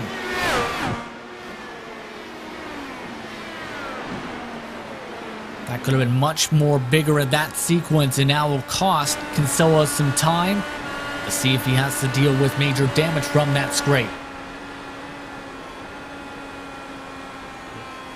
But what, I don't know if it is like bothering me or something of the nature. What kind of like intrigues me is why they battling so. I know they are on opposite sides of in terms of team standings, and we know Adrenaline Motorsports Red, the objective at the end of the championship. But why they're battling so hard, knowing they have better tires than the rest of the grading? They know they can make up the ground on everybody else on strategy. They're gonna have to show up a bit for less, even though they might be a lap down. Or why waste your tires this early on in the stint? It's a good question, and you have to wonder what's going through their minds right now in terms of how they want this to play out. The only thing I can think of is Kinsella feels maybe you have to think he could be quicker at this point, do you think? Maybe. It's a possibility. There's a lot of possibilities of what is going through the minds of these drivers right now. Keep in mind, Brian Carey is for position 2. Right in front of him. This is for 9th. That Galvin is diving underneath of him for. So move Jason Galvin up one more spot. What a bit of a swerve that time for Brian Carey. Yeah, and looking a little bit far, a little bit behind, Kinsella got into a very heated entry in turn number 3, brushed off the rear car and the rear tires a little bit. So, but it's going to be enough to actually get closer to his teammate of Brian Carey and make the move up one spot, getting to the top 10.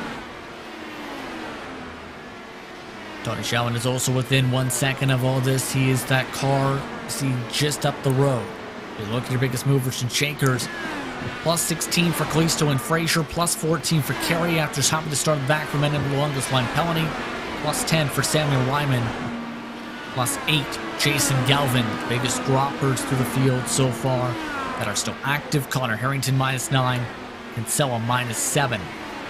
Biggest drop overall, Matt Taylor minus 19.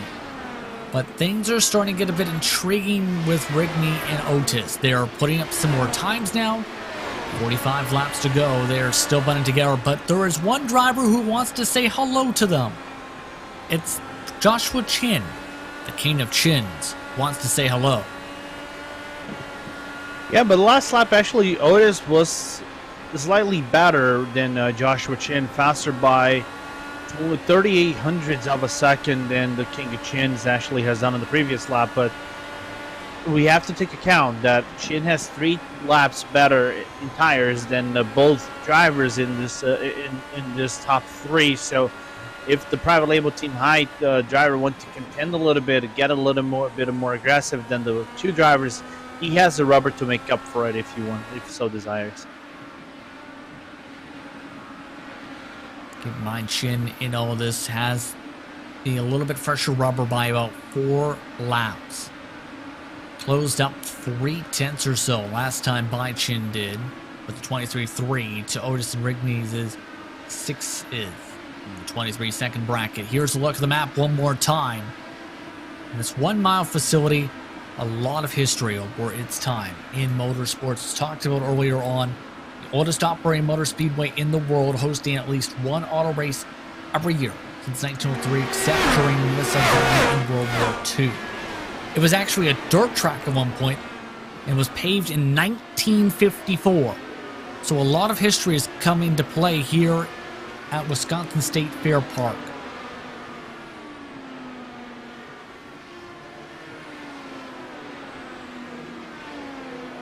Coming up to 40 laps to go this time by. The battle starts to spread out a little bit. Keep in mind as well, Lorenzo, it's going to be important for the championship itself for Chin to try and close in and catch up to Otis here. Yeah, it will. Their gap actually stands about 2 points from one driver to another in this championship. 382 for Ryan Otis, and Joshua Chin, after the fumble in the 500, dropped back to 380. Dropped 2 spots. He was P3 in the championship, allowed Bennett and Otis to steal his thunder. So I think the King of Chins will look to be more aggressive than both drivers and get that P4 spot back out of Ryan Otis in the number 95 car for the Synergy Motorsports squad. Of note, one driver is just taking a final pit stop. Matt Houston, with a different strategy, has just ducked in the 99. Luis Gonzalez Nunez indicated he's also planning to come in. And Joshua Chin is coming in. Okay. Interesting call from Chin. And we'll have to see how this works out here, Lorenzo. Yeah, I think Chin has listened to our producer, Jonah Kankipati, saying that the undercut might be really good over here. Can't wait to see it. Looking like splitting up just about near dead even up the middle with the laps remaining with that stint. The big question mark is, will that undercut work? We'll have to see, and that's going to take at least 20 laps or so minimum to find out, because here's the thing, he's going to have a bit of a heavier car compared to some of the others right now who can then take light fuel later on in this race.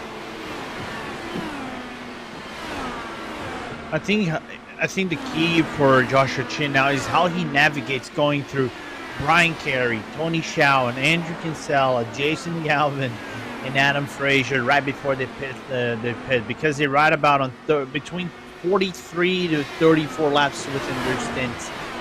So they can pit anywhere now. So it is up to Chin to be aggressive and try to move up the field, as I'm seeing him be a little bit aggressive on Brian Carey right now as he moves up to the first spot.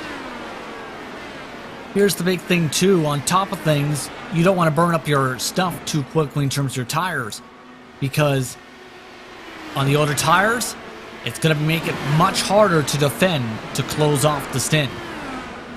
Yeah, absolutely. It's going to be complicated, especially with the tires being brushed off, trying to find other people as he gets into Ryan Otis right now, as we see now this battle between 5th and 6th of Jason Galvin, Adam Frazier, Andrew Kinsella, and Tony Schowen getting closer. So it's going to be interesting to see how Chin's tires will be when everybody else pits in about 10-20 laps.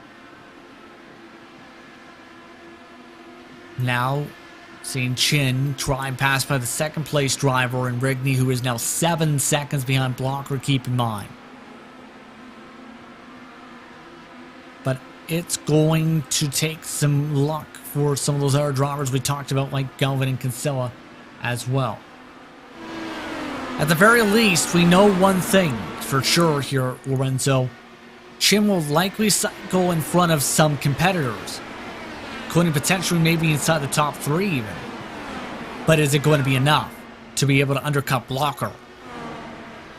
I don't think he's enough to cut Blocker specifically. I don't think it's enough. Ooh. And I nearly saw a touch between Kinsella and Chin on turn number 2 as we're looking into Chin, as we see Otis coming into the pit lane. So with the first guy in the top 3, top 5 coming into the pit lane for his final service of the day. And it comes at 30 to go indeed. Coming up to 29 to go. A quick stop for Otis. 8.5 seconds. Outside behind Jason Galvin, Andrew Kinsella, Tony Schowen, and Brian Carey on the racetrack. All of those drivers are much older tires right now. And Chin right now has already gotten himself within 30 seconds or so of the race leader in Blocker. And what's been really good for Chin in this race so far, in this final stint, he hasn't gone, as we see now, Kinsella and other drivers coming to pit lane, and that's Sonny Shawan doing their final service. But then again, coming back to Chin, what has been good for him is that he got no strong gap position, trying to fight for a position on turn number 1 and 3. So he's getting away with it pretty easily, and I think he actually got on Ryan Otis a really good, considerable gap that Otis needs to work on right now. Worth noting that Andrew Kinsella has backed out of his call. Adam Blocker is in, and he lost a lot of time locking up the brakes to get himself to speed limit. He nearly hit the barrels, and now we'll have to see if he loses too much time here from this sequence. Look at how much smoke he kicks up. Whew. He dropped down to... he was under 30 miles an hour, keep in mind on that. Yeah, but got no penalty, so it was right on the margin as he comes out of the pit lane. Question is where Rigney comes. He actually fires back Rigney into the pit lane right now. And he'll need to be able to pick up time here in this entry to have any sort of shot here. Keep in mind, Joshua Chin is already zipping his way around the racetrack. Chin has cycled behind Blocker. You see on your mini-map.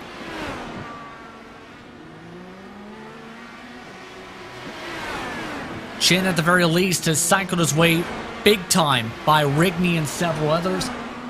But now, it's the matter of will that hold for Chin. As a new fastest lap, Lionel Kalisto, presented by ATVO.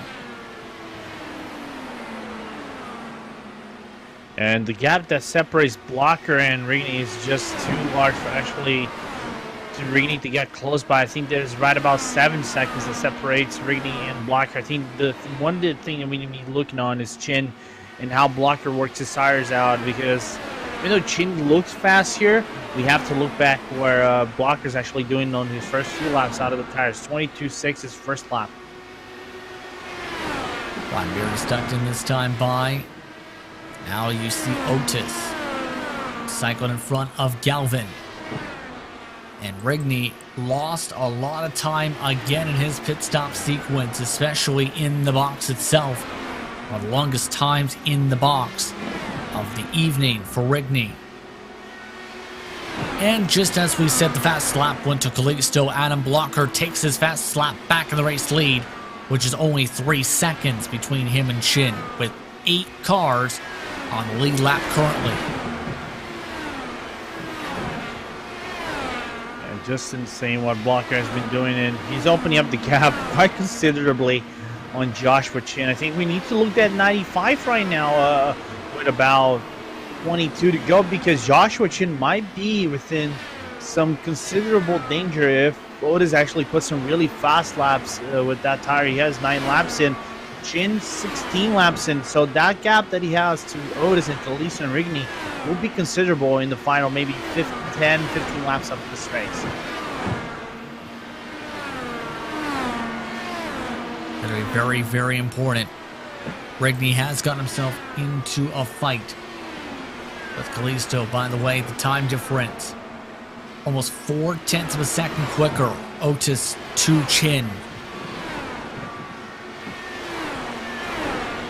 I think the biggest issue for Otis is that he has Ricky Harding right in front of him. Even though Ricky actually did a 22.9 last lap, it is lap traffic. You know how Otis navigates through this, and how Ricky realizes he has a faster car. He has like one of the top 3 right in front of him. How he clears away Otis will be key for Otis to make up that ground.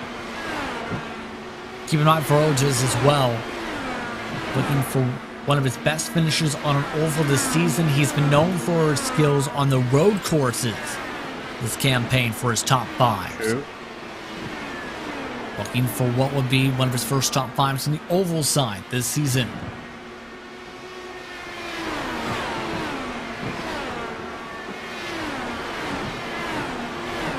Gap between him and Chin now to almost 2 seconds as some of the air on boards. This is Rigney in the midst of a fight with Lionel Kalisto. This is the ButtKicker on board.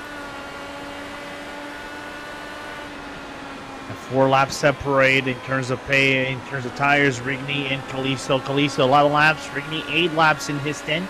So will be complicated for Kalisto to make those moves, especially with that car right ahead of him. which is Tony Schauman right now. He's far back, 10th place, but it plays into effect for Callisto to get that air wash, and that brings Ridgely closer and closer. Redney definitely wanting the chance to have one of his best finishes all season here. It's going to take some effort, though, to be able to make this move. So traffic, keep in mind, Tony Schauman in front of them as well.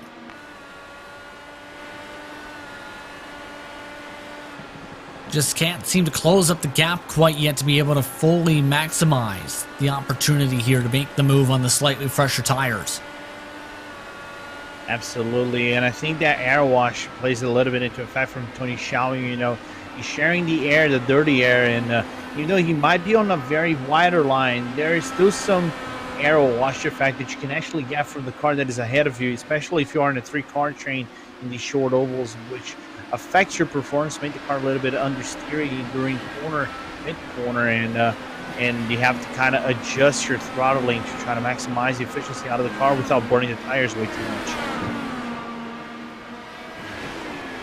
That tire wear, so all very vital to make sure you have that here at the Milwaukee Mile.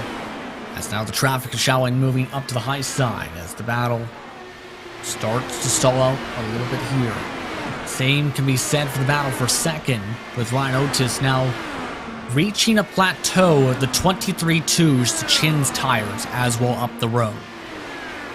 Well, he has Ricky Hardin and Samuel Ryman right in front of him, so that's what might be playing to the factor of the King of Chins right now. So he got a little bit of air to breathe, but he cannot sleep for 1 second, because if he sleeps, Ryan Otis will be in his wing fighting for that P2 spot. Definitely can't afford to make any major mistakes. There was a little bit of a scrape that time. Not able to take advantage of anyone around. They do have Kinsella providing pressure behind it, Adam Frazier. And that's going to be tough too, is now you have the drivers on the most freshest tires going to also want to come on through as well. That's going to be a bit frustrating for some of these competitors. All of this is, well, Adam Blocker takes 10 to go here at the Milwaukee Mile and looking to put himself in the record books once more. Four-peat. Would have imagined driving. 3-peat is already hard enough, but 4-peat?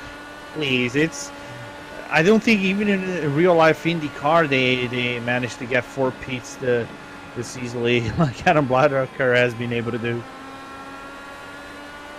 Right now, just riding behind Jason Galvin at the moment on the Espo Designs on board.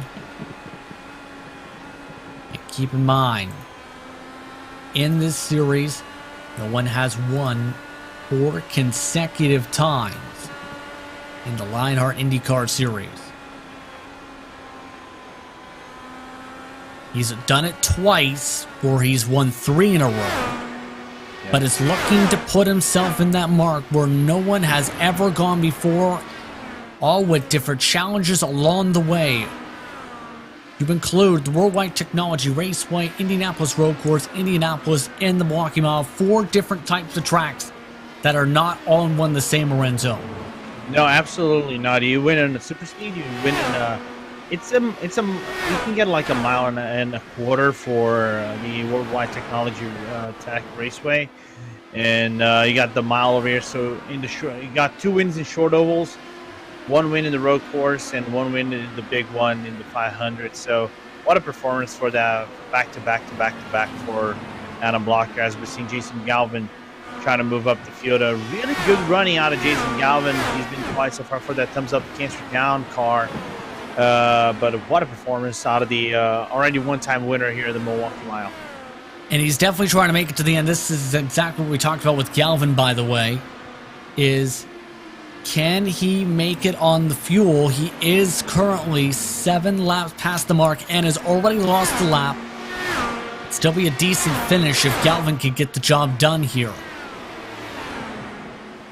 And running the high line, trying to conserve as much fuel as he can possibly can. And I think I even saw him use the clutch into the entry of turn number 1 at one point. So even lifting the car as max as you can and going 4th gear, and you can see like just cruising the car, slowly out of turn number 1 and 2 and short shifting every single time. Yep.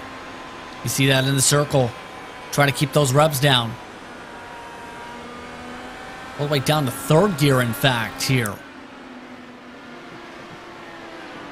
I don't know if he can make it here. This is really aggressive fuel saving here on Galvin's part. Kinsella is already a couple seconds behind to take away that spot if this continues. And just insane. That's a commitment. I wouldn't be able to go this far in the race with that kind of commitment. But I think I really want to see him do well, but he might fall short with 1 to go in a little bit. The gap between second and third has stabilized, meanwhile, to 3 seconds, the differential between Chin and Otis. But this is all coming as the white flag is out. The final lap is out for the ButtKicker 200, and it's been a clinic for Adam Blocker all night long. Took the lead from the early onset and ran away with it. Led by as much as 7 seconds. And now he does something that has never been done before in this series. For the 4th consecutive race, Adam Blocker's a winner in the Lionheart IndyCar Series. He wins the ButtKicker 200. Absolutely incredible from Blocker as he moves himself alone in the history books. The first 4-time in a row winner in series history.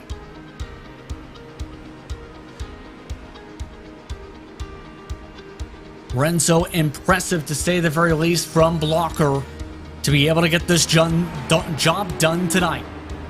Yeah, what a job done from Adam Blocker. Untouchable today. And I think another thing we can actually put in the records over here, this is the largest gap he actually had to second place in this race. Largest one was back in season 3 when Danny Roper won by 5.7 seconds on Ian Adams.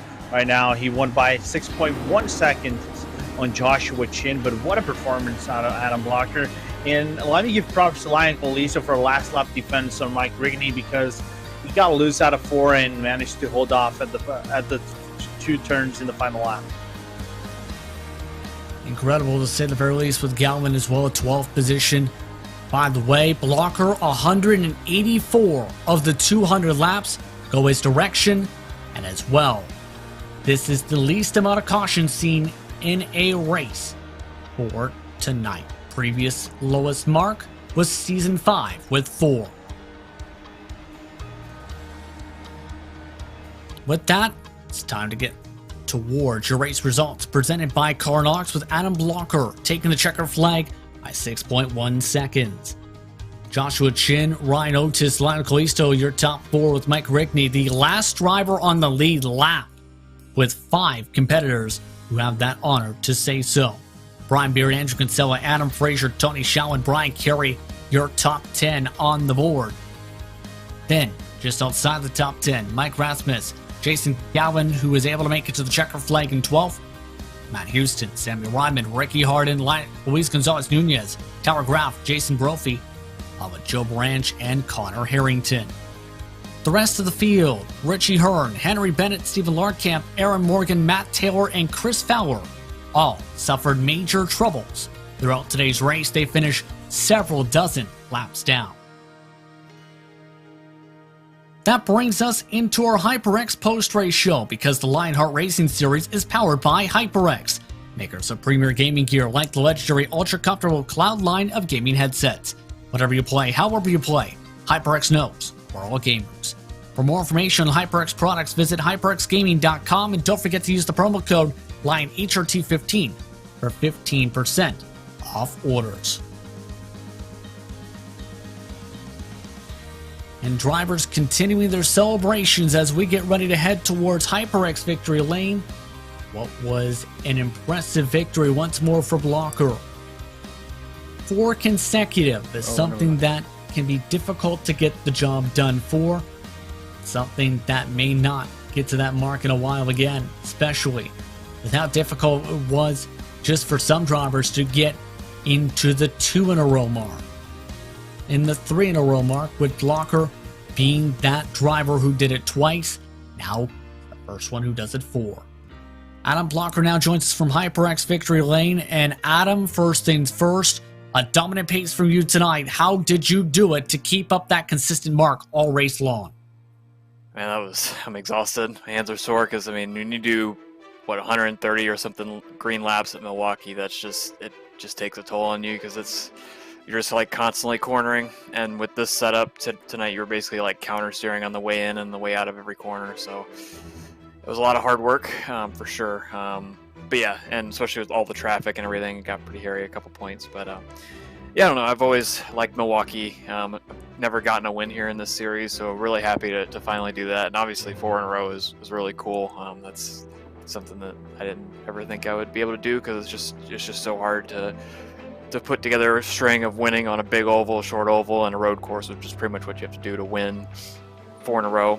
So yeah, it's pretty cool. Yeah, really was hoping to win Milwaukee, and I did. So yeah, it's really cool. But yeah, it's definitely also tough because I was struggling with a little bit of computer issues. Like I was getting a little bit of like stuttering toward the end of the race. Yeah, and like on pit in the last time, I had a little bit of a screen lockup, so I overshot pit in, but thankfully I overslowed after the cones to make sure I didn't get a penalty.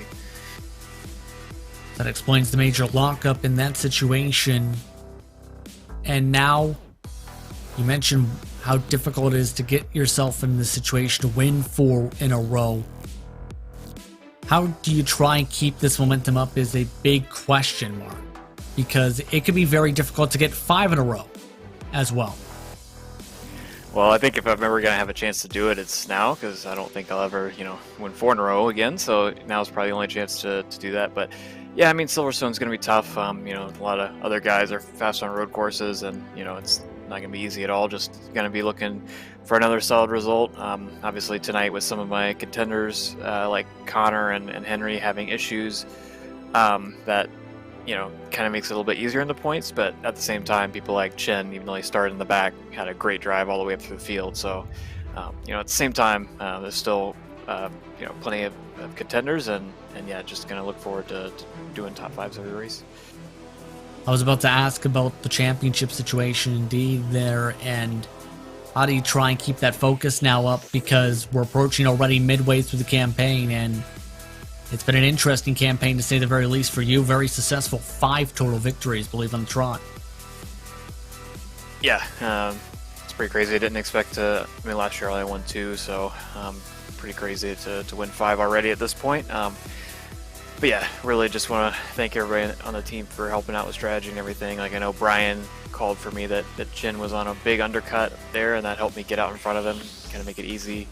And yeah, and everybody else was just doing field numbers and kind of making it easy when I was lapping them. So, it was really good. And I also just want to thank everybody in the league for making that go green. I mean, only 2 cautions at Milwaukee with that setup is a pretty big testament to the league. So, yeah, definitely a good race for everybody.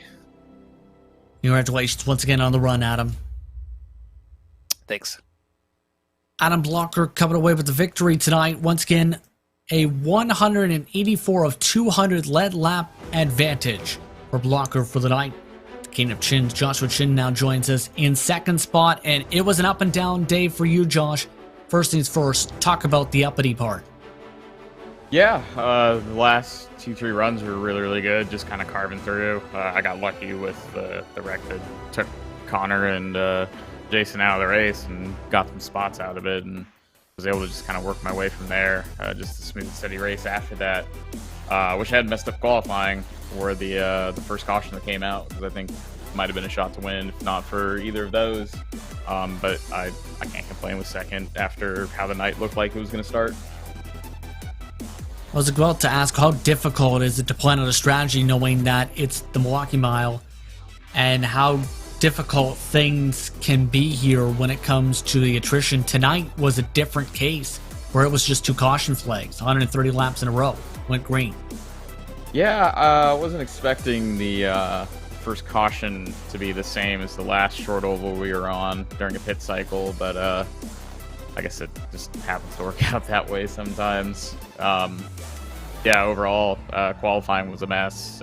We all kind of got caught off guard by it, and I think even the guys up front kind of got caught out. We were probably a 10th and a half. Those guys were 10th and a half off their fast laps in practice, so I don't really know what changed with the track, but we all kind of slowed down, and all three of us at Private Label Team Hype went down in the turn 1, and it pitched sideways, and we were not ready for it to do that as much as it did. Now, when it comes to the next race, and Blocker touched on it a little bit, it's going to be an intriguing one because it's Silverstone up next. Your thoughts on going to an intriguing road course for the Graphics Grand Prix of Silverstone? I think it's going to be another very track position crucial race. Obviously there's long straightaways and you get draft, but there's a lot of aero sensitive corners and you get a lot of aero push.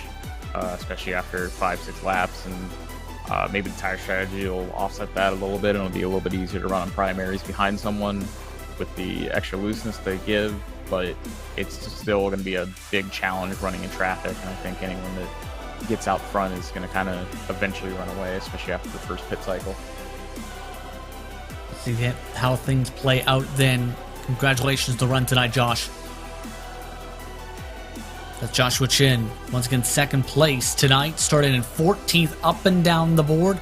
But Ryan Otis started on the pole, his first pole of the season, and was a consistent staple inside the top 5. He now joins the broadcast booth. Ryan, first things first, how are you feeling about your run this evening? Oh, I'm pretty happy with it. That's I was actually shocked to get pole. I didn't expect that. So I was too conservative with my settings with the bar and everything because I hadn't really done fresh tires at race start kind of situation in clean air before. So I just didn't plan for it and just got eaten up pretty fast by Adam. But no, I'm thrilled to keep it on the podium. That was a big relief. I thought this was going to be a bit of a caution fest, but man, everybody was so clean. It ended up being a great race. And the interesting thing too is how you've come along with this season and learning this car. You talked earlier in the season about how you wanted to and had to learn about what you need to do with this car. This is one of your best finishes on an oval this season. How do you feel that's now come along with now getting some momentum here on the oval side, on top of the road course side? Oh, I'm feeling much better. I really struggled to drive the car. The first few races just didn't seem to click with it. And you got in-car controls here, and so it seemed like no matter what setting I chose, it was the wrong setting. And so I just couldn't come to grips with driving the car and being comfortable with it. So I felt like I've made really a ton of progress over the last few races. I kind of made a bad strategy call in our last race and kind of burned myself, but I felt like I at least had good pace. So now I'm super thrilled with it, and I got to give a big shout out to the team. Brian Beard has helped me a lot with just trying to figure out car settings and how to get the most out of the car over a long run. So it's been a great help. Sounds like it indeed. Now, the next race goes back road course racing to Silverstone circuit. Your thoughts on Silverstone? Oh, I like Silverstone. It's a fun track. I've never driven the IndyCar there, so I'm really looking forward to it. I have to get in plenty of practice. No, I'm looking forward to it. I think it'll be a ton of fun. I think it's going to be great. Congratulations once again on the run tonight, Ryan. Once you get back to your team. Yeah, thanks, guys. That's Ryan Otis once again with his best finish of the season on an oval in third. Now, Lorenzo, your final thoughts on how things played out as we approach Silverstone, which is going to be a challenging road course for our drivers. Yeah, this was a really good race, far better than what I expected to run out, and I can't wait to see what Silverstone will bring, because I think it will catch some of these drivers off guard, because how difficult Silverstone is a track that demands practice, especially the Maggots, Beckett, and Chapel section, which is very tricky to get within the right setup. But I think Shin said it the proper thing. Track position will be important. Whoever gets in front might get a really good advantage coming to the pit lane. Can't wait to see what will happen in about 2 weeks' time. I'm curious to see what happens at Silverstone as well on July the 28th. But I'd like to take the time to thank the presenting sponsors for this series. First with ButtKicker. For sim racers, the ButtKicker Gamer 2 or Simulation Kit adds the missing driver-to-car connection, bringing more realism to your sessions. By accurately responding to your in-game audio, you can feel the track like you've never before, providing increased vehicle handling and faster lap times. Are you ready for the most immersive experience in sim racing? For more information, visit thebuttkicker.com and don't forget to use promo code LINE2021 for 20% off orders. HyperX. The Lionheart Racing Series is powered by HyperX, makers of premier gaming gear like the legendary ultra-comfortable Cloud line of gaming headsets. Whatever you play, however you play, HyperX knows we're all gamers. For more information on HyperX products, visit hyperxgaming.com. Don't forget to use the promo code LINEHRT15 for 15% off orders. The Sim Experience AccuForce Pro V2 is the premier professional simulation racing steering system. The key to its incredible realism is the groundbreaking direct drive motor control system, providing a driving experience that's second only to the real thing. For more information on the entire Sim Experience ecosystem, visit simexperience.com. Minus 273 is the premier name in karting gloves. Their industry-leading gloves are super lightweight and durable, made of breathable poly spandex. Whether you're a kart or sim racer, Minus 273 gives you the control to reach victory lane. For more information on Minus 273's full line of gloves and apparel, visit minus273.biz. Don't forget to use the promo code minus273LHRS15 for 15% off orders. Looking for entertaining sim racing content? Look no further than the DMLC Racing channel.